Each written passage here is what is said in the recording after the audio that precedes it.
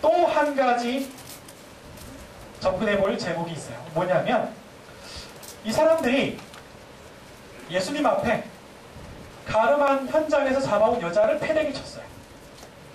여러분 뭔가 수상하지 않습니까?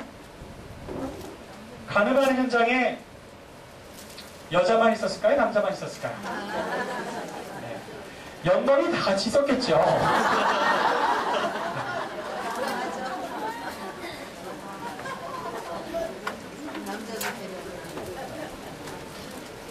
가늠한 현장을 덮쳐가지고 잡아왔답니다. 근데 여자 혼자 있었다면 그건 가늠한 현장이 아니죠. 네. 그 가늠하는 현장에서 잡아왔다면 마땅히 그 상대편 남자도 있었을 텐데. 자, 이상하죠?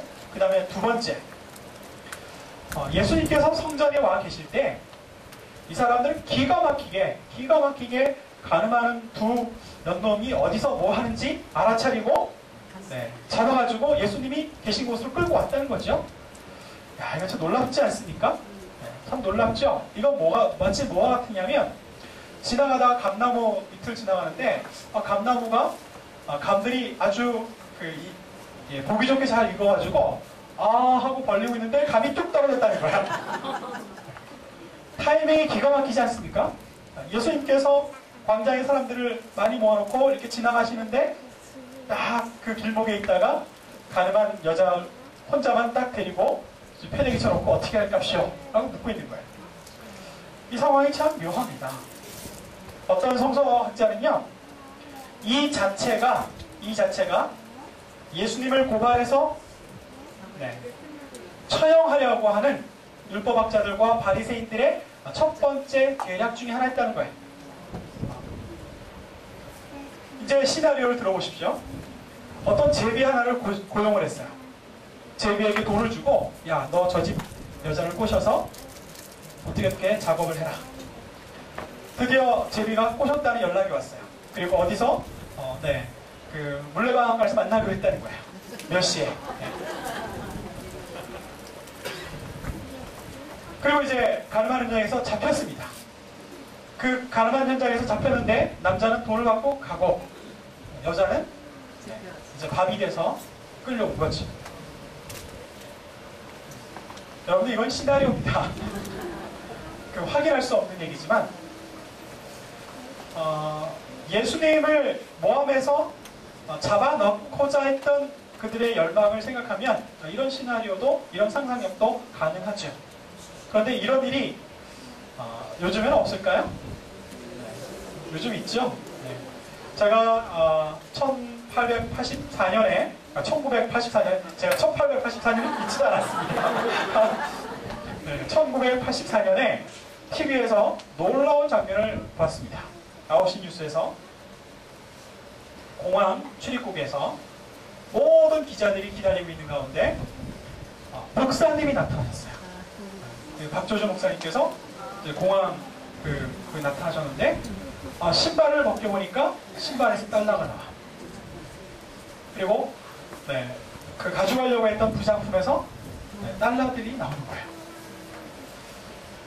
그렇게 방송이 됐어요. 그렇죠? 근데 그날 박조준 목사님만 모르고 다 기자들이 기다리고 있었어요. 카메라 기자들이 이 무대 위에 카메라 기자들이 먼저 기다리고 있었어요. 그리고 국가 관련 공무원들이 기다리고 있었지. 그 현장에서 카메라가 다 있는 보는 앞에서 신발을 벗기고 그랬습니다. 자, 이제 다시 돌아와서 예수님께서 두 번째 땅에다가 글씨를 쓰는데 뭐라고 글씨 썼냐면, 이제까지 첫 번째 글씨 쓰고 너희가 이 죄가 없는 자만 돌로 쳐라 라고 이렇게 명령했는데 아무도 없었단 말이죠. 아무도 반응을 안 한단 말이죠. 그래서 예수님께서 두 번째는 이렇게 글씨를 썼다고 합니다. 가장 선두에서 그 여자를 고발하겠다고 끌고 온 사람들의 이름을 쓰면서 그 사람이 저지른 죄를 쓰는 겁니다. 가령 예를 들면 이겁니다. 아무개, 너는 목살합시고 자고 하는 거야. 너는 이러한 때 이렇게 거짓말하고 이렇게 사기를 쳤지? 하고 땅바닥에 쓰는 거지. 땅바닥에 쓰면 누가 볼 수 있습니까? 거기 모여있는 사람이 보는 거지. 오로지 자기만 알고 있는 죄, 한 번도 얘기한 적이 없어서 알려지지 않은 죄, 그리고 누가 보지 않아서 증인이 없는 죄, 그걸 예수님께서 쓰시는 겁니다.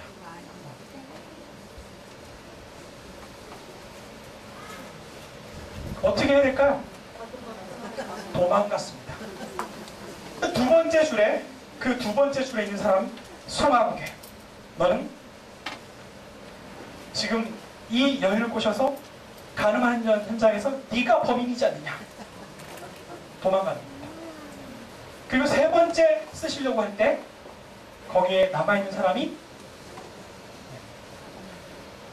하나씩 하나씩 우리 모두 다 감춰져 있을 거라고 생각했던 우리의 죄를 낱낱이 그 모든 사람들이 보는 그 앞에 칠판 삼아서 쓰고 있을 때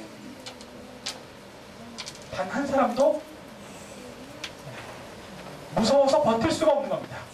거기에 그냥 그대로 서 있다가 저 여자를 어떻게 처단하고 예수님을 딱 올가매려고 끝까지 서 있다가 내 죄가 폭로되는 거, 그거 견딜 수 없어서 다 도망가버려요. 다 도망가버려요. 사랑하는 여러분들, 제가 이 이야기를 왜 주장창 했냐면 예수님께서 회개하라 천국이 가까웠느니라 이렇게 말씀하셔도 세상 대부분의 사람들은 자기가 죄인인지 몰라요. 자기가 미달인지 모르는 겁니다. 자기가 바보인지 모르는 거지. 자기가 어리석은 줄도 모르고 사는 거예요.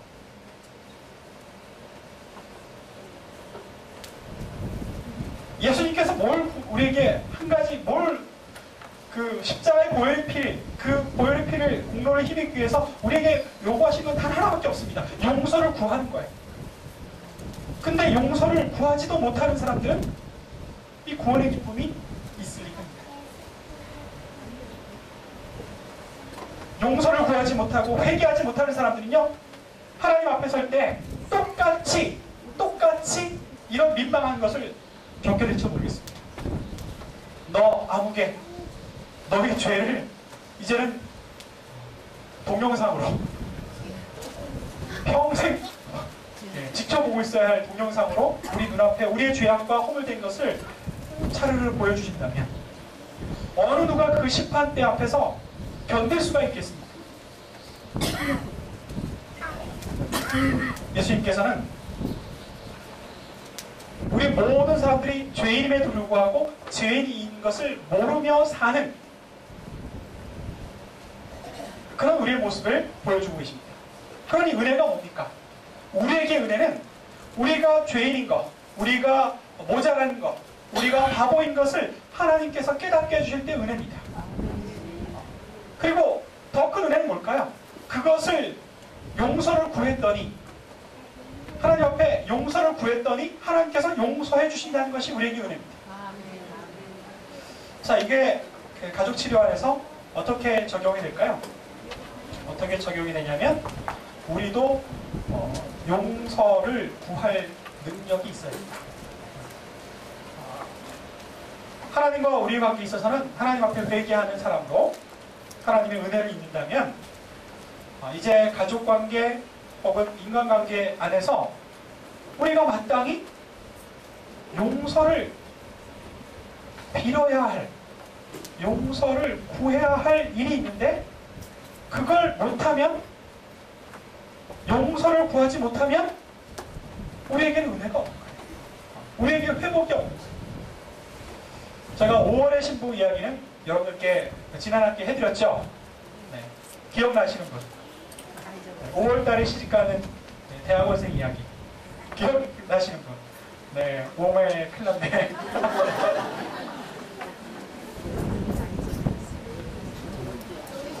네, 제가 원래 리바이벌을 없는데 네, 들으시면서 아하 그 얘기 이렇게 생각하실 텐데 얘기해 드릴게요. 저랑 이 가족치료 그 수련을 같이 하던 그 여자 대학원생이었어요. 이 가족치료에서 경험주의 가족치료를 공부할 때 이 용서라는 것을 배웁니다. 용서를 구하고 또 용서해주고, 용서해주는 건 다음 시간에 할 테니까 용서를 구하는 거, 이거 우리에게 대단히 중요한 치료다. 치료의 과정이다. 치료의 핵심이다. 라는 가르침이 경험주의 가족치료예요. 그래서 이제 그 공부를 마치고 워크숍을 했습니다. 우리 그룹을 지어가지고 용서를 구하는 거, 용서해달라고 말하는 거, 이것에 관해서 이제 각자의 사연을 이야기하는데, 우리 중에 5월달에 결혼하는 예비 신부가 있었어요. 근데 이 5월달에 결혼한 이 5월의 신부가 어떤 이야기를 했냐면, 자기는 그동안 아버지하고 대단히 서먹한 관계로 살았다는 겁니다. 아버지에게 말도 따뜻하고 부드럽게 하지 않고 아버지한테 이렇게 신경질적으로 대하고, 그리고 웬만하면 아버지를 피하는, 아버지를 꺼려하는 그런 딸이었다는 거지. 이유가 있었습니다. 어떤 이유였냐면, 듣기에는 좀 여러분들 뭐 각자 사정에 따라서 그건 뭐 사소한 일이지 뭐 그렇게 여길 만한 일이지만, 그 친구한테는 대단히 중요한 일이었나 봐요. 초등학교 4학년 때 학교를 가는데 아버지가 부르더랍니다. 얘야, 너 심부름 좀 하나 해라. 자, 여기까지 얘기했는데 기억 안 나세요? 네. 기억 안 나시는 분? 네, 한 분, 두 분, 세 분, 네 분, 다섯 분. 네. 그럼 옆 사람한테 물어보시라고 그러고 넘어갈까요? 네. 그러면 복습 삼아서 너 심부름 좀 하나 해라. 너무 좋았다는 겁니다. 아빠가 자기에게 심부름을 시킬 때에는 자기를 신뢰하고 또 이렇게 든든하게 생각하니까 심부름을 시키는 거죠. 그래서 하겠다고 학교 갔다 돌아오는 길에 이 새마을 문고에 들러서 이 적금을 꼭 납부하고 와라. 그렇게 이제 심부름을 시켰다는 겁니다. 초등학교 4학년한테요. 그리고 이제 학교에서 돌아오는 시간이 됐어요. 근데 옆집 애들, 주위에 사는 애들은 다 학교에서 돌아왔어요. 근데 그 집 딸만 안 오는 거예요. 그래서 이 아빠가 그 돈을 주고 매달 납부하는 적금을 주고 맡겼는데 이 마음이 좀 걱정이 좀 됐나 봐요. 근데 시간이 지나서 이 저녁 가까이 되는데도 안 나타나는 거예요. 딸이 안 오는 거예요. 그래서 옆집 그 아이가 왔길래 물었다는 거죠. 너 우리 집 딸 봤냐? 그랬더니 학교 주변에서 아이들을 뭐 사주고 사먹으면서 놀고 있다는 거죠. 이 아빠 마음이 안 달랐습니다. 그래서 이제 딸이 늦게 들어왔는데 들어오자마자 다짜고짜 들어오는 딸의 뺨을 때린 겁니다. 아빠는 얘가 무슨 돈이 있어서 그걸 애들 사주고 사먹고 했을까? 얘가 적금 안 넣고 엉뚱한 짓 하는구나. 그렇게 딸이 들어올 시간쯤에 확신을 하고 그리고 다짜고짜 뺨을 때리고 이렇게 물었습니다. 너 적금 안 넣어준 돈 어떻게 써? 하고 그렇게 물은 겁니다. 그래서 이 딸이 영문도 모르고 맞아서 정신없이 울면서 가방에서 적금 통장에 그 도장 찍어준 그걸 보여주지. 너 근데 무슨 돈이 있어서 애들이랑 사먹고 그리고 돌아다닌 거야? 그렇게 아빠가 다시 화가 누그러지지 않은 채로 물은 거죠. 얘는 대답을 못했답니다. 너무나 황당하고 너무 아프고 너무 그렇죠. 그 아이가 4학년짜리 아이가 어떻게 될지 몰라서 대답을 못하니까 이 아버지가 그냥 화가 난 채로 쾅 하고 들어가 봤다는 거죠.